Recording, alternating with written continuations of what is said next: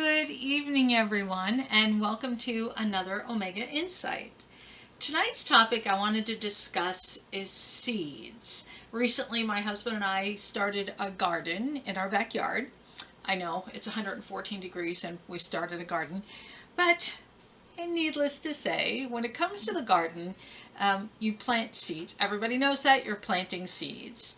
So the thing that I am fascinated with is a seed is such a small, tiny item. You can put it in the ground, you nourish it, you water it, make sure that it's got nourishment in the soil, and then, lo and behold, it will grow with the assistance of the sun, naturally. And this one little tiny seed turns into a plant, and that plant produces fruit. And to me, I love the idea of a seed that we, as human beings, can plant physical seeds, but we can also plant emotional and mental seeds and even spiritual seeds. Now, the thing that it comes to when we're planting is there are certain things are required. Well, of course, first of all, the nourishment and patience. There are some people who plant the seed and come on, let's go. And then maybe they might pick the fruit before, or the vegetables before it's due, because they want it right then and there. Or they're disappointed because it's not happening fast enough. So when it comes to planting our seeds, we have to recognize that not every seed is going to take, first of all. And then there has to be patience when it comes to the fruition of the seeds. Now, we all understand the physical. That's easy enough. I don't need to go there. But what about the emotional, the mental, and the spiritual? Emotional seeds planted, I like to think about this as, when you're looking for a relationship, those are seeds you're planting. And where are we planting them? Well, not the ground, obviously. That's the planet Earth. That's a physical. But we have to plant them like thinking from our heart space. What is it, the type of people that I want in my life? What is a partner that I'm trying to attract, or friendships that I'm looking for? And focus in on those seeds. Of course, I know you may have heard me say this before, but I love writing out lists, like the idea of here's my list of what I want, what I don't like, or do not want to have in my life. As a matter of fact, before I got married, I wrote down a list of what I'm looking for in a partner. All the things I can think of. I mean, I tried to get as detailed as I could, over 6 foot, blue eyes, physically fit, intelligent, dresses nice, blah, blah, blah, blah. And then after I married my husband, and I was moving into his house, I found this list again, and I was like, oh my gosh, it hit almost every single one of those things that I had planted years ago. And then I was like, dang, I should have put millionaire, because then it would have showed up on the list.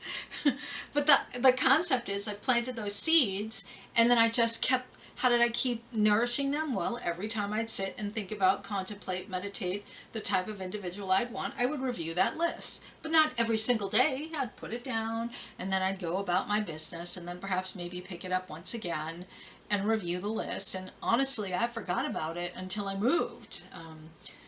So it was like I planted the seeds, and some people say let the universe unfold. I don't know if the universe had anything to do with it. I just know I created a list, I planted those seeds, and I got the fruition. And when I planted those seeds, I wasn't like, it's better happen soon. It was like, here's what I'd like to have, unattached it, sending it with love, all of those fluffy little fairy stories. I don't know if that's the right word, but I really was in that mindset where I am unattached. Here's what I would like to have, and I'm going to be unattached to when it shows up. So that's that aspect. When it comes to the mental seeds, of course, we all know that. That's education. We're planting seeds. When we learn how to read, we first start with letters. And there's a progression that goes with that. So first we learn the alphabet. And then we learn when you put letters together, it forms words. And there's certain ways that you can formulate different words. And then once you learn the words, you can put the words together to form sentences. And then you can add the sentences to form paragraphs. And then before you know it, we're reading and writing. all of that comes from the basic seed of our letters. So it was planted. We plant those seeds early on, and then we nourish it along the way naturally, and then we end up having the ability to read and write. Then the spiritual seeds. So here's the other thing that I wanted to mention. When it comes to spirituality, there's a vast array of topics on spirituality. Obviously, we notice the different books that are all back there, different types of dogmas and philosophies and religions, etc. When do we discover that we're planting physical seeds? As a child, I grew up as a Roman Catholic, and my parents instilled in me, this is the religion you're going to follow. I never had a choice. I was just told, this is the religion you're going to follow. And I'm not making that wrong. That's just the tradition is. You know, you're Roman Catholic, you have a child, you baptize the child, and they continue on in the church. It didn't occur to me until I was, a freshman or sophomore in college, where I realized I didn't have to go to church. I could choose a different type of religion or just not go at all. Now, in my rambunctious college days, religion and church was not a high priority for me. It actually didn't become a priority until I stepped into the Omega world. And it wasn't an organized religion that I was looking for. I was really looking for some kind of connection that I couldn't quite put my finger on it, but I knew I wasn't satisfied with an organized religion. And that's what started me on my search through all the different types of religions and dogmas and philosophies that are out there. But those seeds were planted, so back to the idea of the seeds. My parents planted the seeds of being a Roman Catholic, and then as I got older, I decided, well, that's not really the garden I want to have. I'd like to choose one that fits more for me.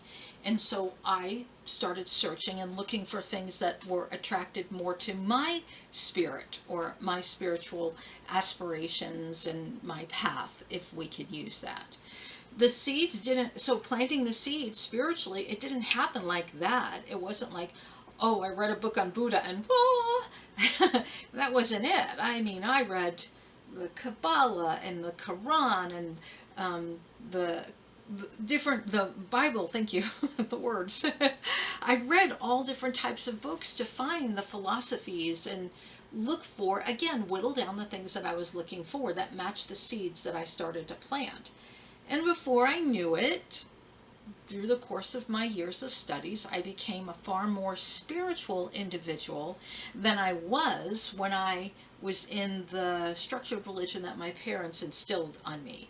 Now, some people take really well to those spiritual beliefs they pass down to their children, and some people don't. I don't have a judgment there, but what I want to do is discuss the idea of when we're planting seeds, not to have the attachment. So let's say I have an affinity towards Buddhism, let's say. My affinity would be, as the planting of seeds, I wouldn't instill my children to be Buddhist. No, I would let them choose the way I chose. Give them the options of what they're looking for and let them take away whatever they would desire. That's the way I would plant seeds. I find that beneficial. You know, college education. Now, I'll jump here for a second. There's been some discussion about the value of college educations now. Most of the time in America, when I was growing up, it wasn't whether or not you were going to go to college. The question is where you were going to go to college. But today, the next generation is really questioning the value of college. Is there really a value in having a general further education? You know, there's pros and cons for either side. The cons are, you know, some colleges are nothing but a big party animal school, you know, what was it, Animal House, that it's nothing but party, and, you know, sow your wild oats. And then other people feel that the college experience, you could really focus in on the things that you want to excel in, so you don't have to do so many general studies, maybe just do an associate's degree or focus in on the exact study you wish to progress in. Again, it's back and forth. There's different types of arguments for each side.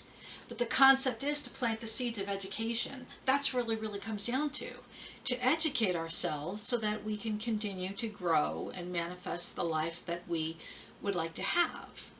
So it all comes back to the idea of the seeds. What kind of seeds are we wanting to plant in our lives? If we had our own garden, physically, emotionally, mentally, and spiritually, what seeds, what kind of path we want. And remember, it all starts with the seed. So if we're looking for a different type of relationship, then that means we have to choose a different type of seed and look for the specific things we're desiring. If we're looking for a different job, well, we have to educate ourselves in a different occupation. That would require the seeds of, mind thought of expanding and taking it. And remember, the first time you take a class doesn't make you a genius. We have to start slow and progress along the way. It's just important to me. It's just as important as planting the seeds as it is to harvest. Probably more important, because if you don't plant the seeds, you don't have anything to harvest.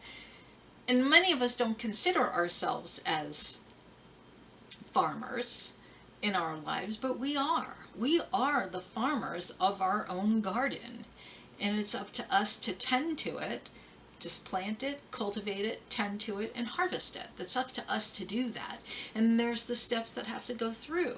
Patience naturally is implemented in every single one of those steps.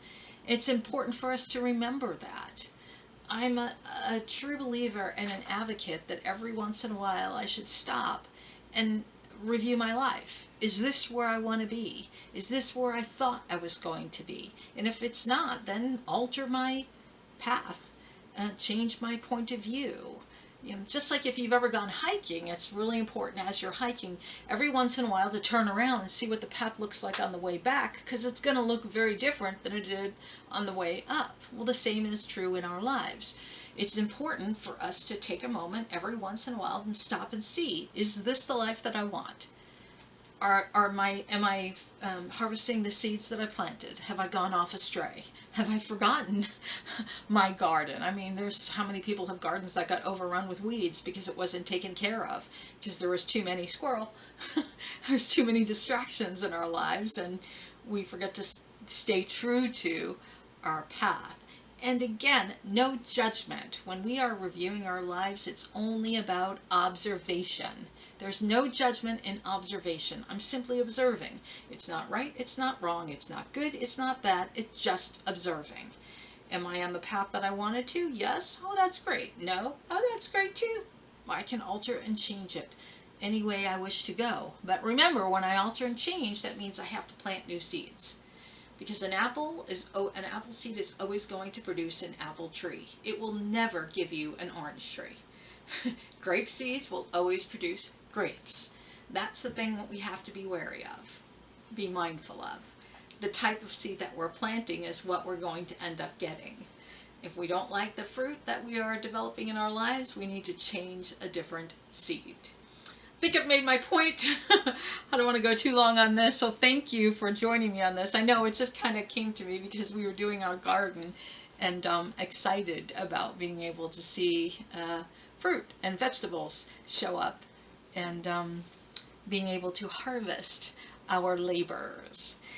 Speaking of which, I want to thank the fathers out there. I know we have Father's Day coming up, so to all of the fathers in our Omega community, thank you for raising children. Thank you for supporting your families in all that you do. And a day in the year is probably not enough to recognize you, but it's important that we do take some time to recognize you. So just a big heartfelt, warm thank you to fathers, grandpas, aunts and uncles, foster parents, foster dads, adopted dads, etc. And fur baby dads too. And lastly, I'd like to remind you that we have an Omega 1 coming up in July. It'll be July 21st to the 24th. If you're interested in signing up, just head over to our website. You can register directly from there. Hope you have a wonderful evening, and I will see you next time. Bye now.